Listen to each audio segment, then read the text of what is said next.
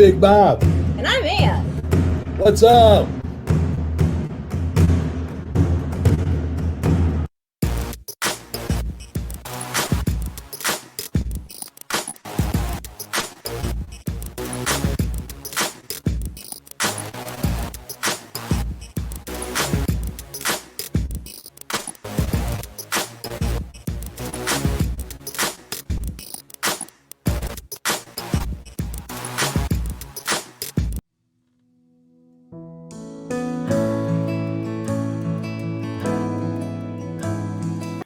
What's up, Big Bob? Ann's not here to say what's up, Ann. She's out sick again, so we're doing away with her. We have a guest here, Mr. Doug Hall. Thank you very much for coming, sir. David. And as it is our custom, a special shout out to Brenda Ring, Becoming the Best You Foundation. Doug Hall, Musselman and Hall. Yes, Are you the Hall in Musselman and Hall? I was the last living Hall. How many Yeah. halls were there? I was. I only had two halls in my house. I was the third generation. Third generation. Yes. You know, there's a lot of statistics that say only 20% of first generation makes it, Yes. and only like 10% of second generation makes Yes. it, Right. and only like 5% of third generation makes it. We're into the fourth now. Fourth generation. Yes. Right. Did it grow during your? How old were you when you took over? 34. You were 34 years old Yes. when you took over a company. Yes. How big was it? Oh, we were doing about 2 or 3 million a year. How many employees? We had maybe 60. 60 employees Uh-huh. doing $2 million. That doesn't sound like you're making much money. Well, it was a little bit rough at the time. Yes. How did you turn it around? I had a vision of what to do. Our company had gotten a little bit stale. Uh-huh. The second generation was fairly inactive, had a lot of personal problems. And that's why second Yes, generation yes, right. kills businesses. And I'd had a lot of leadership training through the JCs. I don't know Right. if you've ever been around about the United States Absolutely. JC. So I had been involved in that in Raytown when I was growing up in Raytown. So I had a vision, and I'd had my experience in the Air Force because I was in the Vietnam era. Were you in I Vietnam? I didn't go to Vietnam, but I was in the Vietnam era. I was in the Air Force for 4 Thank you years. for your service. Well, thank you. It's a lot different today than it was back then. I expect so. Back then, people were spitting on us as we're walking through the airports Yes. with uniforms on. Yes. And today they say, thank you for your Yeah, right. service, and can I buy you a beer? Yeah. I didn't see much of that, maybe because I was in the Air Force. Right. I think they were less happy with the Marines and the Army people. So, All right. but anyway, I'd come out of the Air Force in 1971, and my dad died in 1978 and left me the business. So I'd had a lot of outside experience that I might not have otherwise had. How far along were you in the Air Force? I was 4 years in the Air Force. Did you have were you decorated? Did you have I got an stuff honorable on- discharge. That's good. Did you have anything on your lapels and No, medals on your I just had chest? the captain's bars. Captain. The captain All I right. got off. All right. Leadership. But I had a great job, and that was it's a big risk with a closely held company because you can be inbred, which is kind of where we were, been totally inbred. So my chance to go away for 4 years and work outside of the company and be involved in a large system was very valuable. Did you earn what your father gave you, or was it pure nepotism? It was pure nepotism. I'll take credit for that. All right. But So you're 34 years old. You Yes. walk into a company that's struggling, Uh-huh. that's not nearly as profitable as anybody thinks it should be. Yes, right. What did you do? I went to as many seminars as I could get on leadership to try to learn how to run the business. And what the biggest advice we had was from FMI Management Consultants, which is Okay. Fails. They were specialists in construction. Uh-huh. So I went to as many of their seminars as I could to learn about leadership and how to make a company thrive. And the best lesson there was to find somebody who could do the job I was doing better than I was doing and replace myself. So I was on a quest for my Hold on a entire. second. Boys, my two boys, you listening to this? So there was a lot of stuff that I wasn't very good at. Like I was like the worst estimator that ever lived. I Right. lost more money on construction jobs than you can possibly imagine. Really? So I You got stopped doing people that were estimating. better and it would stop losing money. So I was wearing 3 or 4 hats at the same time. So I was just looking for somebody better than I could do the job so I could do something else. So I was just on a continuous quest to replace myself. Did it cost you a lot of money to find somebody? No, Did you have to that hire was 2 or 3 they were people? mostly inbred. I brought people up out of the field. Right. And we brought a few outsiders in, but not many. Okay. Which is Promoted a from problem within. of its own because you Right. get inbred then again. Right. So we didn't really hire many people outside, but we always hired on character. We figured we could teach people how to do construction, but you can't teach people. I to work agree. it. At Big Bob's, we're looking for big personality, work ethic, core values, and we'll teach you the widget. Absolutely. That's Right? The we did widget same is thing. easy. You Yeah. recruit quality and then teach the widget. Yes, right. And we hired a lot of farm kids because farm kids know how Great to work work. ethics. They know how to fix stuff. They know how to do construction, and they know how to get up in the morning and get to work. And we have a very low tolerance for non-performance. So if you didn't want to comply, then you're kind of gone. Do you have a second chance, a third chance, or first Oh, time? there was always a second or third chance, but 3 strikes and you're out. So Okay, that's fair. I'm a prime example of how hard it is to get fired at Muscle because I should have been fired 100 times, but I didn't. Okay. I love the story that I've heard about how you raise some capital. You went out and you went through the yard, and you said, Oh, I we did haven't that. used, go ahead. Yes. Well, in 1985, 86, we had the big recession. Right. And I was so stupid at the time because I thought it wasn't enough to be a construction company. So I ran for mayor of Raytown. So I was being mayor of Raytown, wanted to run my construction company at the same time, and also doing what Doc Fail said to never try to run your company and be involved with a national association. So I was president of the International Slurry Servicing Association. I was Wait, mayor. surveying. I was running my business. Slurry servicing Okay. is a steel Right, coating right. product. So I was stretched as wide as I could possibly get. And then the recession hit. And you were married with kids, I was married with kids, yes. full plate. And so when I should have been at the office, I was at City Hall because I was trying to get reelected. Nobody's voting for Well, it's me. a at good the paying company. job, right? Oh yeah, I made $500 a month. And so we did some really bad, stupid things. So we lost a bunch of money in 85 and 86 to the point where I had to lay off all the office staff and bring my wife in to work for free because she was an accountant. So she came and took over the accounting. But, we were up against the wall. We were virtually out of money. So I hired a college student and he came in and I went around the yard with him with a can of spray cane, orange paint. And I sprayed everything that we hadn't used for a year. And I told him to package it up, clean it up, put it on a pallet, and we would sell it. So we sold everything that we could possibly sell. We sold rakes and hoses and old shovels with concrete on them, everything you could possibly do just to raise money, just to raise cash to pay the bills. I should go through my closet, my girlfriend's closet, and get rid of all the hats, purses, and shoes. If you haven't used it in a year, put a little orange paint dot on it and get it out of here. Everybody our age should do that anyway. Right. So, By the way, the answer to that is, if she wants another purse, you got to give away a purse. I tried that with my wife. Didn't work. I said, if you buy something, you have to throw something away. So she bought stuff, and then she'd go in my drawer and throw my underwear. So I always lose my underwear. But anyway, and it wasn't a shirt. Yeah, Dave, it really wasn't the money. It was I think the commitment that the employees saw that we were going to do whatever we could to survive. Because years later, when we changed banks during that period too, for lots of good reasons, and I had asked the banker about why he took us because he shouldn't have taken us. He said, I saw that you were willing to do whatever it takes to survive. And Good that for was you. way more important than anything else. So one more time, you took it over in '78, I took it over in 78, and you retired in 2019. 19. So just for easy arithmetic, 40 years. I started when I was 13 and I left when I was 76. So I was there for 62 years. Yeah, but you weren't in charge for it when you were 13. You just No, thought I you were wasn't in charge. I You just wasn't thought in you were in charge. until charge. And when my dad died, I didn't really have any idea what was going on. Because when I got out of the Air Force, they didn't really have a job for me. Right. So he gave me a postcard that he got in the mail about a seal coating process. So he said, go start this.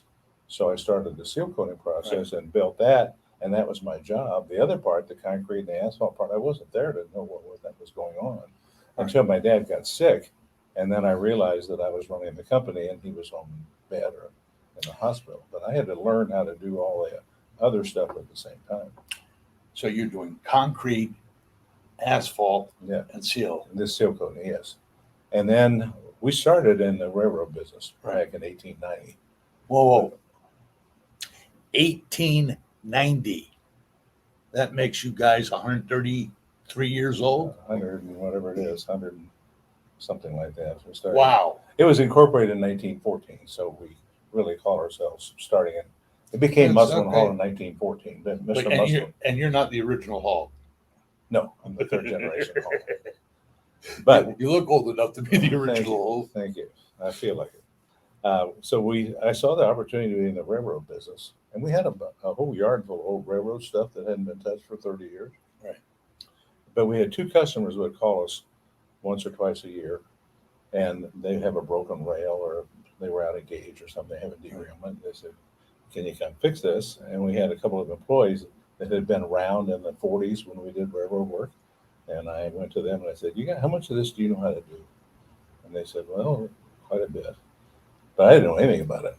So I got in the yellow pages, you know what the yellow pages are. Yeah, I'm old enough. Okay, and I looked under railroad materials, and there were two railroad tie creosote companies in town, Right. and one person that sold used railroad material. So Okay. I called them and I said, I've got this business. I've got some guys that know how to do this. Will you teach me the railroad business? And they said yes. So That was nice we of them. reached out and tried to just incrementally build the railroad business. And after about 5 years, that became the most profitable part of the business was the railroad business. Profitable. Yes. If I ever do another podcast, a different concept, it's going to be behind the curtain. And it would be, okay, so you're running a concrete, asphalt business, right? How do you make money, right? Pull behind the curtain, right? How do you guys actually make money? Do you have to bid on a certain gross profit margin? Do you have fixed overheads? Are there ways to upsell? I mean, how do you make money during the railroads? You get the right work at the right price. So it's mostly bidding. Bidding and negotiating. We try not to bid. Right. We try to develop enough relationship with our customers that price was not the most important thing. And services, a combination. And being By there, the way, yes, right. I define value as price and service is value. Yes. It doesn't have to be the best price. It has to be close to the best service, but that's when you're getting the best value. Yes. And the price can't be ridiculous. It has to be fair. Acceptable. It has to be fair. But most people in our business, and we became an industrial contractor. We started out as public works. City of Kansas City was our biggest customer, but that work got so terrible, not profitable, that we just evolved out of that. It was because they were negotiating better prices. No, because their standards are low, and they never had any money. Right. So they would pass a bond issue or a sales tax or something, and then they had money for 3 or 4 years, but they had to siphon that off and spend it on something else, and then they wouldn't have any money. So you're out there with this company, and your market's going up and down, up and down. All this, every street I'm driving on right now seems to be repaved. All these new bridges and concrete. Are you doing any of that stuff too? A little bit. We helped build the airport. We had about $10 million worth of work at the airport. Sounds like a little bit. Yeah, a little bit. Yeah. Out of a $1.6 billion job, Right. 10 million is not that much. Right. But we developed a relationship with the customers that wanted us to do the work. And not always, but most of the time, if there was a job, they would find a way to get us a job. And that's even true for municipalities. We did plenty of work for municipalities that was really not bid. How big was the company when you walked away? I think we did 81 million. So you took it from 2 to 80? Yes. And we had about You went from 300 losing employees. money to making money? We didn't always make money, but most years we made money. Then How could you not make money doing 60, 80 million a year? Well, that you just struck out. You'll never be in construction. Okay. Because most concrete people, construction people think it's about volume. It's not about volume, it's about margins. 15 years ago, I had an efficiency expert come in, and I said, help me become more profitable. I said, I think we can sell our way into more profitability. And he says, everybody says that, But actually, the efficiency comes from you're not spending money in the right place. You're overpaying for this. You've ignored that. This is out of line. And we're going to save you money to help you make money. Yes. Well, after he was here for a week, he said, your brother Adam's running a hell of a shop. I know that. He's not missing a penny or an opportunity. You can sell your way out. And so we ended up selling better end goods because you don't pay for your bills with gross profit margins. You pay your bills with gross profit dollars. Yeah. And you can buy something for $1 and sell it for $1.50. That's a nice margin. Or you can buy something for $3 and sell it for $4. Even though it's a smaller margin, you now have $1 to pay your bills with instead of 50 cents. Yes. So sometimes it's not about the margin, it's about the volume, and sometimes it's not about it's about the fixed overheads that you have to reduce to become more profitable. Right. Yeah. It sounds like you had to do both at the same time. We had to do both, and of course you're in the flooring business. We're in a different business than that, but you do have to continue to keep your eye on the ball because you get sloppy, and rework is probably the number one killer of construction companies. Say that one more time. Rework, having to go back. Ah, So especially at this time of year when you're really busy, you go out and do a job, you send the bill, you don't get paid. You call up the owner, why didn't you get paid? Well, it's not right. do it So right you the have first to take time. a You gotta crew do off it a again. job that's making money, so they're not making any money, and send it back to do a job that you've already done once and do it again. And so your money's just going away. So you're in a continuous mode of making sure the work is done right before you leave. One of the things that we did in our business to curtail that phone call is instead of giving our installers 150 yards to do a day, we gave them 90 to 100 yards to do a day. Mhm. They said, but we can do more. And we're saying, we don't want you to do more. We don't want any callbacks. Yeah, right. If we get 2 callbacks, you can go work for Home Depot, Lowe's. We don't need you. So we're going to give you less work. Just make sure you don't leave unless the work is done absolutely perfect. Right, yes. So the secret for us was stop loading up the contractors with too much work, give them less work, more time, and ask for perfection. And that Yes. dropped all our callbacks. And having worked with you before on some Uh-huh. other work, I know you had the same philosophy that Muslim Hall to make sure the customer is happy because you want to get the call back. And so we never let money stay in the way of a satisfied customer. Absolutely And never. sometimes we fired a customer. And that was some advice that Doc Bales gave me. You better make a list of your customers and see the ones that need to be fired. Because some of them had a lot of money, but they were terrible to work with. Last week, I was at a network group and I met a realtor who does a lot of flipping. And I asked for an opportunity to earn some of his business. He says, I'm always looking for the cheapest bid. Mhm. And I said, we're going to pass. The cheapest bid, that company is the closest one to going out of business. Absolutely. Now, I'm going to give you a fair price, but if I give you the cheapest price, that means I've run my business poorly. I'm going to give you a fair price and great service. Absolutely. He says, I just want the cheapest price. And I said, we're going to take a Somebody else. pass on the opportunity. Yeah. Thank you very much. Yeah, Best of luck. I'll help you find a cheaper price. But Right. I'm not going to do it for that. Absolutely. It isn't worth it. You got to be, look, I'm trying to build a profitable business here, not a charity. I don't need to practice anymore doing it for free. Yeah. Right. Absolutely. We got 24 local employees. They're all head of households. They Mhm. got to make a fair wage, right? And the only way to do that is sell at a fair price, give exceptional service, and make sure the customer feels absolutely was everything that could have been done was done to make it a good transaction for Yeah. them. Right. All right. So, what are some of the highlights of your leadership? I think we built a really great family. And I'm talking about the people that work there that love Uh-huh. working there. They love coming to work every day. They love the way they were treated. And so it was my philosophy to just love the employees and love the customers. So that was our philosophy all the way along. Don't worry about anything else. Just love your employees, love your customers. And if you do that, you don't have to worry about anything else. Have you ever thought of writing a book? My wife and I wrote a book about our 10 most important days of our lives. And right now I'm writing the history of Muslim Hall.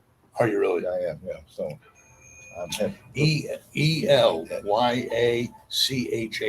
I just want to make sure when you put my name in your book, you spell it correctly. Sure, I know how to spell it. Okay. Big Bob. Right. What other 10 days in your life? Well, actually, by the time we got around to writing it, there were really 15. Okay. And so my wife had hers, I had mine. We hired somebody to help us write it. And so when we consolidated down, there was maybe 12.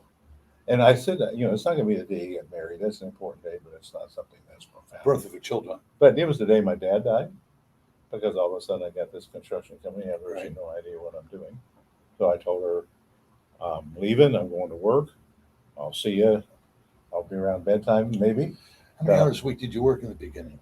Well, I was working probably 50 hours a week in the construction company and 25 or 30 hours being mayor.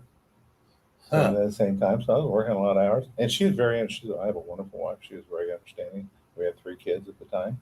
I said, I got to figure out what I've got here. But we made a bunch of money that first year because all the overhead was gone. I was it. So I was paying all the bills and doing all the estimating and doing all the project management. So it was exhausting, but it really helped me understand what we had. And as years went on, you could relate to everybody who came behind you. You said, I used to do that job. Absolutely. I mean, I might not have done it perfect, but I know the essence of what is required there. I know how to pour concrete. I know how to lay asphalt. I have no idea how to drive a railroad spike. And I don't want to find out. It doesn't look easy. It's not. It's that little bitty head on that little. But you still have all your fingers, so you haven't done all that stuff. Right. But I think the best thing is driving around town, seeing all the things we built, because we've had a hand in virtually every major construction project that's been built here in the last 100 years.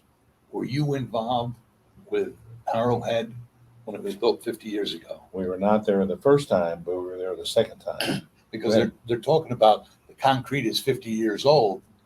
How much longer is it going to last? Yeah. Well, I don't want to get into the engineering part of that, but when they did the renovation, we did everything that you walk on at Kauffman Stadium. So we had a whole bunch of work on that project. And then when they went on Arrowhead, we did the mezzanine, when they did the work around the food courts, and we did the press box. So we did all the floors and all the press box. I've never been up there. Oh, it's a long way up there. I have a picture of us pumping concrete 190 feet in the air. And we replaced 2 of the spirals where you walk around to go up and down. Right. Because they were all rotten. So, you can take your kids, your grandkids by there and say, we helped build that. How many places did you put your initials in the concrete? None. Come on. No. Everybody's putting their handprint, initials. My kids have some, but I never had any of that stuff. You never put your name or initials in anything? No, never did. Even if it was buried? Never did.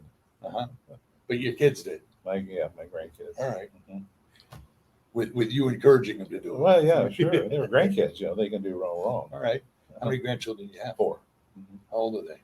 The eldest one is 21, is a senior at K-State. Right. The 19-year-old is a sophomore at Grand Canyon University. Right. The 16-year-old is a sophomore at Kansas City Christian School. Okay. And the 14-year-old is an 8th grader at Barstow. Good schools. So they're all. Any of them going to follow in the family? They might. Business. They might. The eldest one's a computer guy, so he won't. Well, you guys got computers. Yeah, but it takes more than computers. This number 2, the 19-year-old, he's been to business school and he has a little interest. When they were younger, they always said, well, one of them do the asphalt, one do the concrete, one do the railroad. They probably all kill each other. But we sold. But when I left, we sold the company to the employees. ESOP, yes. That says volumes about who you are. Instead of saying, mine, I got to be paid, I want the top dollar. You said, you know what? These people built the business. They should have an opportunity to own the business. I'm not saying you left a lot of money on the table, but I'm sure you left some money on the table doing an ESOP. ESOP was good for everybody. Good for everybody. Yes, it was. Right. It takes a while for it to get some momentum because generally the employees don't understand it. So it takes a while, a little bit of earnings. When they start getting their statements, they actually have money from it, then it becomes more important. Are they showing up earlier, staying later? I'm not there anymore. I don't know. So my former son-in-law runs the place now. Right.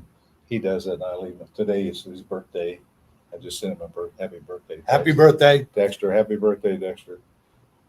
I saw that TV show, Dexter. Does he have anything to do? No? No, that's a different Dexter. Dexter, okay. How do you like retirement? I love retirement. Does the honey-do list ever get old or Uh, done? I just do more and more wrong things every day, but she puts up with me anyway. The only thing bad about retirement is there's no paycheck. You don't need a paycheck. You do it for free. You're married to her for free. So when I got engaged, first time, guy gave me sage advice. He says, your wife's going to ask you to clear the table after dinner. Drop a plate. Drop a plate. She said, no. I'll clear the table from now on. She's going to ask you to scrub the pots and pans and load the dishwasher. Pack it real tight so something cracks in the dishwasher. She's going to say, stay out of the kitchen. You do the laundry. Is he still married? He died. He died with a third wife. Anyway, Okay, there you go. And then he said, then she's going to ask you to do the laundry. Well, make sure you put her favorite white sweater in with her favorite red sweater. Sure. Right? So I made the mistake of telling my fiance the advice I got.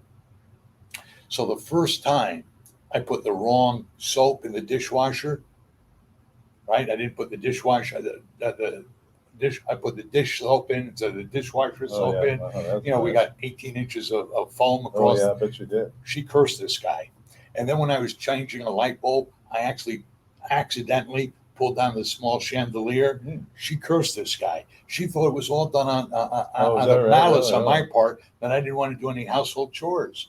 So, well, we have 58 years together, so I haven't 58 We just years. had 58 last month. Yes. Congratulations. We dated for 6 years before that, so we have 64 years together. That's a long time. How many of them were good? All of them. Wow. All You of think she's watching now, don't you? them. No, she wouldn't care. So you travel. Yes. Where do you go? Oh, we just got back from Nicaragua. We're on a mission trip in Nicaragua. All right. We're getting ready to go take a boat up the Mississippi River from St. Louis to St. Paul. All right. Is that one of those gambling it's casinos a on the Viking river? ship. It was made just for this, 400 passengers. I thought Viking only did in Germany and Europe. Well, they just started this a couple of years ago. They made Okay. this ship exactly for the Mississippi River. It's really Right. a fun trip. Is the Mississippi, because I look here at Kansas City, well, this is the Missouri River. This is Missouri, yes. Is the Mississippi clear to run all the way up and down? Oh, yeah. Is it? Yeah. Okay. I Yeah, didn't you know have to know where you're going. There's a lot of sandbars out there. Right. But we've been to all 7 continents and all 50 states. And What do you like best about traveling? just being with my wife and just being on the road. Do you travel with other couples or just the two of you? Both. Do Our you- Nicaragua is with our church. There were Okay. 29 of us on that trip. Do you do road trips in the car? Not so much. No, we're past that. Past But that? air travel is going to be such a pain. It's hard to do that too. We have a house in Arizona. Last year we spent about 180 nights there. And this year we'll do that again. Have you changed your citizenship to Arizona? No, I'm not going to do that. It's too much All right. trouble. I don't know. Are you a golfer? You could call it golf. You're getting close to the stage where you might be able to hit your age. Yeah, I am. Yeah. But my grandson's, the 19-year-old is now addicted to golf. Right. And the 16-year-old is becoming addicted to golf. So that's been my most fun this year is playing golf with them. They love playing golf with Grandpa because I'll pay. And all they got to do is bend down and pick up the ball out of the hole. That's right. That's Right? Do they set it up on the tee for you? Or you still do it for yourself? No, they won't do that. But we've had a lot of fun playing golf. And our son, the grandson that goes to Grand Canyon, it's about 30 minutes from our house out there. So we're with him a lot. So all your grandkids are close by. Yes. Mm-hmm. That's a blessing. It is. It's wonderful. That's a blessing. My daughter lives about 2 blocks from us. So we're with them all the time. Look, you lived the American dream, I do. Yeah. right? Yeah. How's your health? Good. Very good. How many prescriptions are you on? Too many. You can't be that healthy. Well, 3, I think. 3. That's not bad. Blood pressure, cholesterol. Now I have AFib. So Yeah, I think I got that too. Eliquis for AFib. You don't have to use Viagra or anything. Sorry, that was it. I'm still young. I'm not old like you. Well, you should have had me turn that off, Dave. Well, okay. What do the next couple of years look like? Well, we're trying to figure out. We were supposed to go to Egypt a year ago, and our daughter died, so that interrupted that. I am So I sorry think we hear want to that. go back to Egypt. Let me turn this thing off. Back to Egypt, and I think we got a couple more trips to Europe ahead of us, and so we're just going to go wherever we can. And How involved are you with charity services here in town? charity. Yeah. Well, my grandson, who's at K State, wanted me to be on the board of the Kansas State Rowing Association because he's a rower, and it's a club. It's not an NCAA sport. Right. So I'm the treasurer of the Rowing Association, Uh-huh. and I'm now the president of the board of TNC Community, where our daughter lived. Right. They are home to 54 developmentally disabled adults. I've been a supporter over the years. Well, I know you've done some work for them. So Not only that, I've gone to some golf outings. that's right. Not the golf part, just the outings. Yeah, just the outing part. So that's pretty much it right now as far as. I'm At our gonna church, we're very active in our church. I'm gonna ask you to get involved with the Being the Best You Foundation. And let me just tell you a little bit about it on the Okay. air, and you can say, yeah, that sounds exciting. We believe that nobody has ever become the best them. There's always room for improvement. And we've broken it down into 4 different pillars of support. You got health and wellness, you have emotional and spiritual growth, you have financial survival to success, and you have community service. And there's room for all of us to grow and get better in each one of these pillars. And if we ever get close to the top, we can give back. Mhm. The service part is what it's all about. For those who need health and wellness, for those who need emotional and spiritual growth, if we've accomplished that, we can serve and help others accomplish that. And that's what I'm going to be doing with my free time. And part of that is soliciting and seducing other people to get involved. Mhm. Is that something you might be interested in? Sure, check it out. All right, appreciate it. Absolutely. What can I do for you today? Just be my friend. I've loved having you as a friend. Love you too. And it's been great being with you. I can't tell you how much I appreciate you coming out here, spending your time, sharing the wisdom. Many, many happy trails, They brother. were fun. Thank you, sir. Thank you. Blessings. Till next time.